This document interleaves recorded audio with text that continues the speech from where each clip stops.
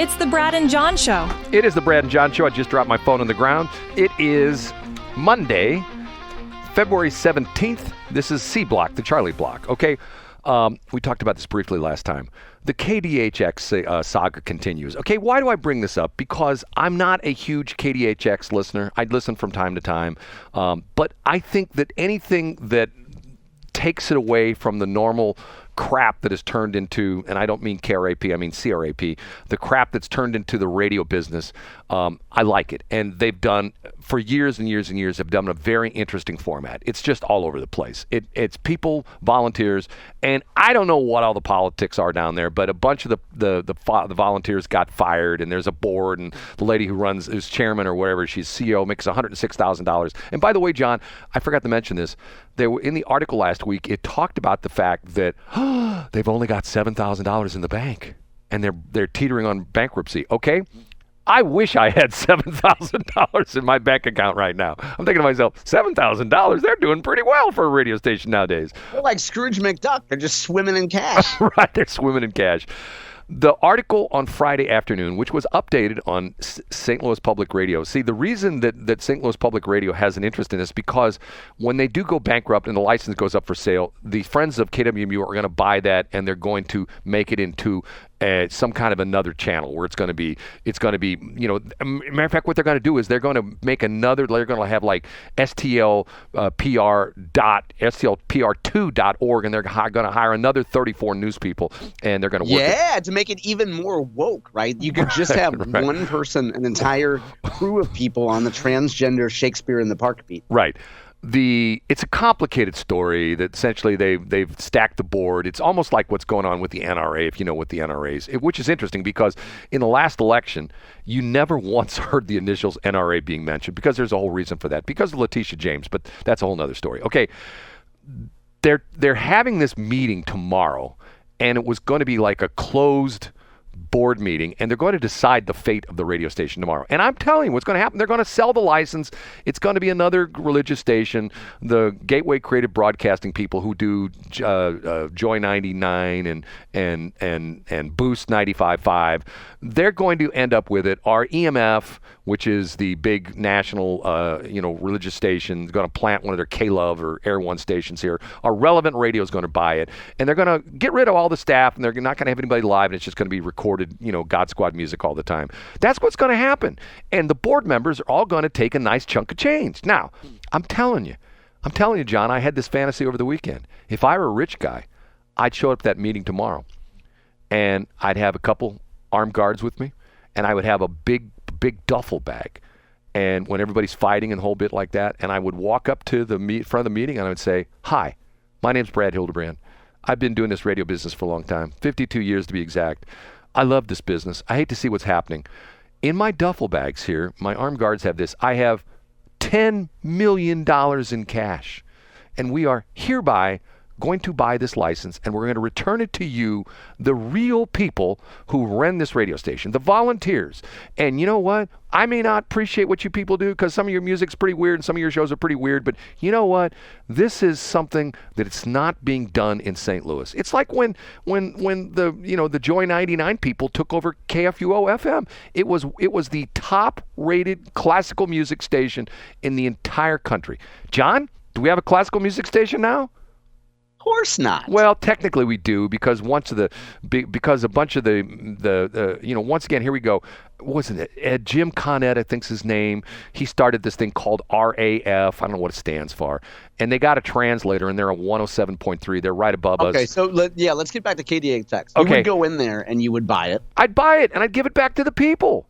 And essentially say, look, we're not going to have this crazy, weird group of board members, and once again, we're not going to have anybody who's paying we're not having anybody who's getting paid, six figures. We're going to bring some people in here, some good community people who are on other boards in the St. Louis area we're going to bring in Steve Ellman. Steve Ellman when he retires.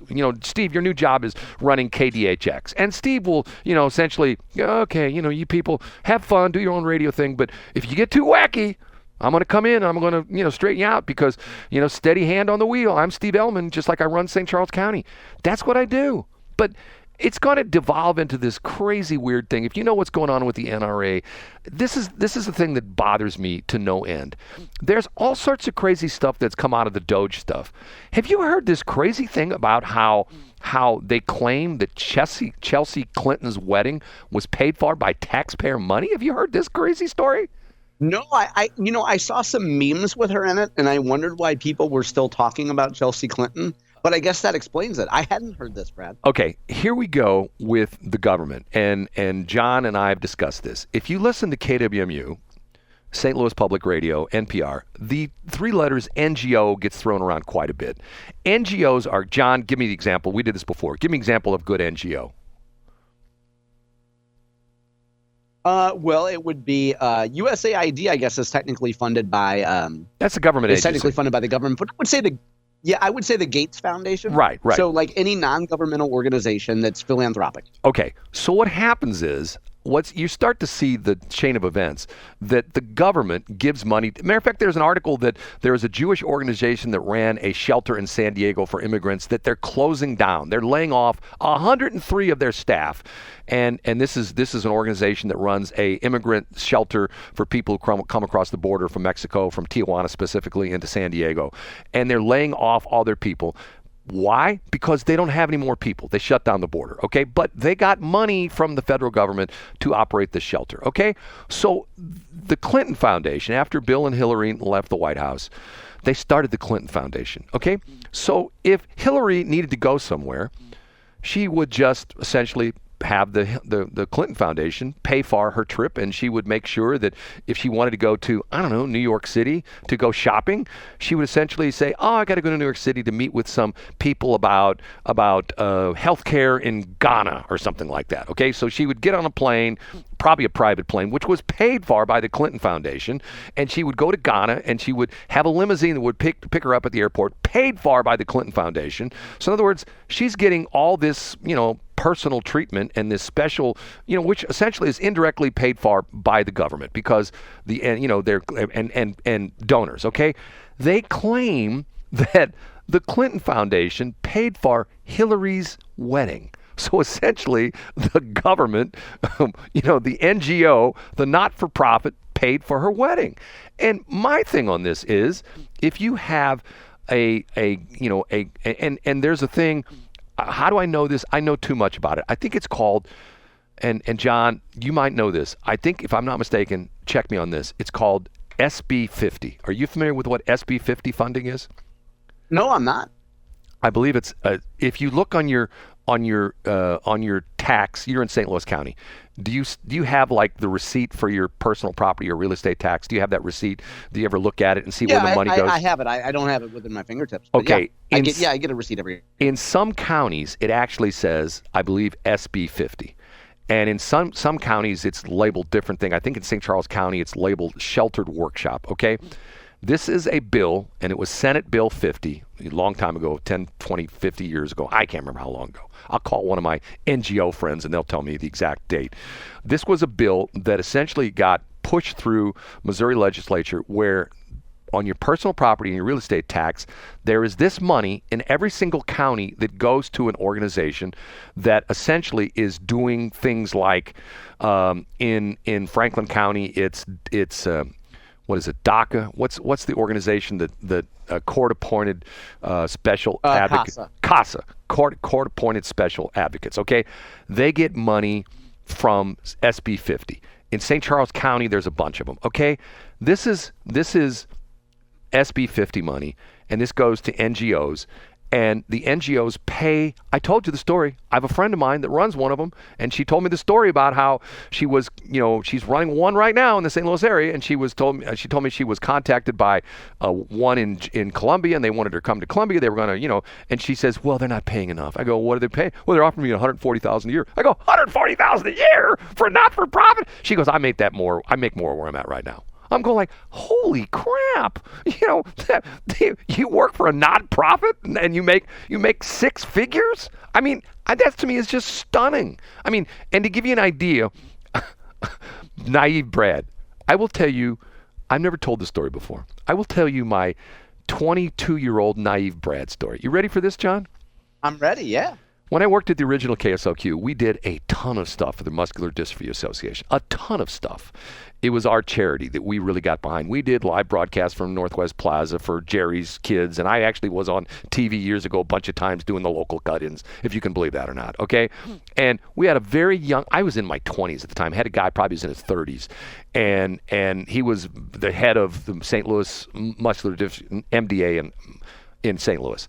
And one time we had lunch with him, a couple of people from the station, a couple of his people, and we're talking about an event that's coming up. And after we're leaving, I said to him, look, I really want to thank you for all the work you do. And man, I don't know how you do it for free. And he looks at me, he says, I don't work for free. I get paid very well. And I'm thinking to myself, hold on a minute now.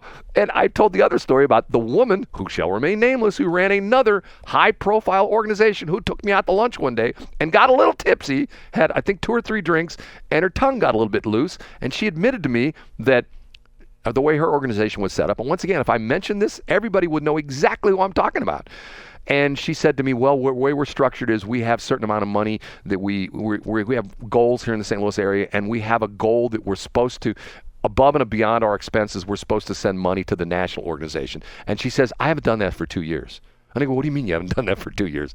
She says, well, we didn't have any excess. I go, so hold on a minute. So I'm helping you with all these fundraisers, and I'm doing remote broadcasts for free and stuff like that. She goes, well, that covers our expenses. And I go, so you mean to tell me that me donating my airtime and me showing up at events, promoting your events, essentially pays your salary, and it pays the salary of your staff members, and pays the overhead, it pays your rent and your phone bill? Oh, yeah. Done. Last thing I did for them. Done. You know, once again, I think it's horrible. Yeah, I mean, but it's also reality, right? Like, I mean, you voted with your feet. And you chose to not give them any more money. But don't you think other people will just step in and fill the same role that you did? On the air the other day, the guys who follow us will be on here in about 5 minutes from now, right now. Armstrong and Getty. Jack Armstrong is, it's sort of interesting. If you compare Armstrong and Getty, I'm Jack Armstrong, and John is Joe Getty. Jack is sort of the crazy guy who does crazy things and gets all excited with his voice like that. And John Getty, Joe Getty, is the more reasoned guy, a.k.a. John Combest, okay? He said, and once again, Getty said this, he talked about this exact same thing, just like I'm talking about it. And he brought up the exact example I did, March of Dimes. March of Dimes was a charity to help find a cure for polio. Guess what? We cured polio, but there's still a March of Dimes. They still have the staff. They still raise money. And there was a guy who, matter of fact, it was an insurance guy, State Farm guy in Washington, who every year would show up at the radio station, want me to do all this stuff for March of Dimes. And I said to him, I go, what does March of Dimes do right now? And you know what's interesting? He couldn't tell me. They give money to other charities. He couldn't tell me. I said, well, that was the original polio fund. What did they do? Well, they save babies. How do they save babies? He couldn't tell me. Now, how bad is that? Now, let's say I wanted to start the Brad and John Fund. And if I started going out and say, hey, would you donate to the Brad and John Fund? Let's say we get our 501c3 and we go out and we get, and do you think if somebody says, do you think anybody would say, well, what are you guys going to do with the money? Well, John and I are going to reclaim North County, and we're going to slowly but surely buy all the real estate up in North County, just like McKee did in North City, and we're going to turn it into the next Ladue. Oh, well, okay, fine. How much money do you want? $10 million. Okay, fine. Do you think we'd have a chance in hell of doing that, John? I think so, as long as you couldn't answer the basic question, what are you going to do with the money? I mean, if I was at the March of Dimes, I'd be more concerned with making sure that my guy in Franklin County could answer a basic question like, what do you do with the money? Like, that's a pretty important. I think I would start there when it comes to volunteer training. Every once in a while, the journalist in me comes out, the Dr. Camille Winter thing comes out. I can tell you a story about how the American Cancer Society ran a secret operation in a bunch of cities for a couple of years, and I caught them at it. And when I caught them at it, they denied it at first. And then when I finally got to a spokesperson for the American Cancer Society, yeah, that's us, but we don't want anybody to know it's us. Why would they do that? It was called, they ran this thing called Smoke Free, and they went into cities, and I can tell you the lady's name, they did it, and it's funny because a radio dude friend of mine who was up in Hannibal, Quincy, him and I had this discussion. He goes, all of a sudden this organization came out of nowhere, and they stamped out smoking in the city of Hannibal. I go, same thing happened in Washington. It's called, they called it Smoke Free Washmo, okay? And how did I find out about this, John? You know how, How's that? my I don't know. How did you? Because they were buying up all these domains, Smoke Free Washmo or something, smokefreewashmo.com, stuff like that. All I did was go on the Who Is thing, and guess what? It led me to the American Cancer Society.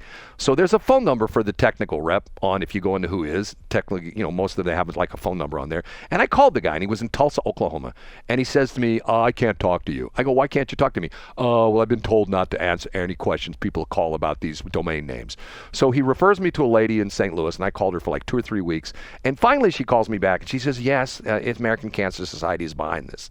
And this guy, the tech guy, was a paid staffer at American Cancer Society. I said, why would you keep this a secret? Well, we have our reasons. What are they? She never would tell me. Why would an organization, a very well-known, and to me, and once again, that soured me on American Cancer Society. Like you give money, American Cancer Society. I've had friends. My mom had breast cancer. I have all sorts of friends that have cancer. It's a horrible disease. I want it to stop tomorrow. But when I find out that my money, if I donate to American Cancer Society, is going for wackadoodle projects, I'm going like, no thanks. And why? So isn't Brett? Didn't you just answer your own question? Which is? Which is why, because donors don't want their money going to wackadoodle projects. So let's not tell people what we're working on. Let's speak generally and say, we're going to improve health outcomes in certain communities. And then after the campaign is successful, say, hey, look, we banned smoking in Hannibal. You're welcome. But they never came out and said that. That was the crazy thing about it was. And the thing is, I'm a non-smoker. I've been like Mr. Non-Smoker for years. I'm behind what they want to do. And what they did was, it was so amazing because it was like rent to citizens. Now, once again, one of these people that was on the board of this stop smoking Washmo, or whatever it was, I can't remember, Smoke Free Washmo, I contacted her and I said, are you getting paid? And, she, I don't know what you're talking about. I go, well, you're the local chairman. Well, I do a lot of work for them. Hey, I got something on the stove. I got to run. Bye. Click. What does that tell you? You know what I'm saying? Yeah, I think she was probably just taking a check from the Clinton Global Initiative.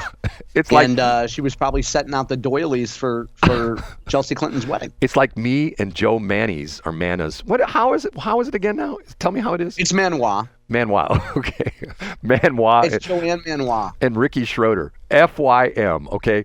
For your FYI, here's Joe. If you're listening right now, I know you're not because you got your ear glued to KWMU. FMI, for my information. Tell me. Answer his question. FMI. Right. Just for discussion. Yeah. FMI. Tell me who's paying what for the licenses that the friends of KWMU are going to get from the state of Missouri. And once again, I could care less if this were some, You couldn't care less. If you could care less, that means you cared. Well, I don't give a rip. How about that? I don't give a poop. If this wasn't taxpayer money that the state of Missouri owns these licenses, why would you give them away when there's an open market for them that people will pay 7, 8 figures, maybe all the licenses in the state of Missouri that they have, KBIA and KCUR and all the other licenses, maybe they would pay 8 figures, maybe even 9 figures for these licenses. Why would you just give them to somebody? So you ask the question, you don't get an answer. What does that mean? It means the question. It's not good. It's like you spending an additional 3 minutes cutting into your Jeff City drive time. You could be making a stealth camping video outside Kirkpatrick, Brad, but you're just on the radio talking. John, can I say something?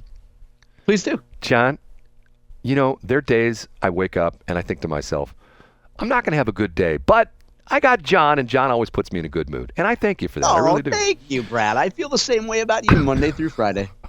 Okay. And I'm so glad you chose to work on President's Day. I mean, Millard Fillmore is turning over in his grave, knowing that we're working on a day that's supposed to be dedicated to him and Warren Harding. But you know what? those guys, right? What did they ever do for me? And President McKinley is happy, but if you've heard the latest story, now the senator and the rep, the two senators and the rep from Alaska are trying to keep Mount Denali back in, and they they don't want one of our great presidents, McKinley, to have his mountain back. Just rename Klondike Park, and everybody will be happy. Right. We'll name it Ricky Schroeder Park. Okay. John, say goodbye. See you tomorrow.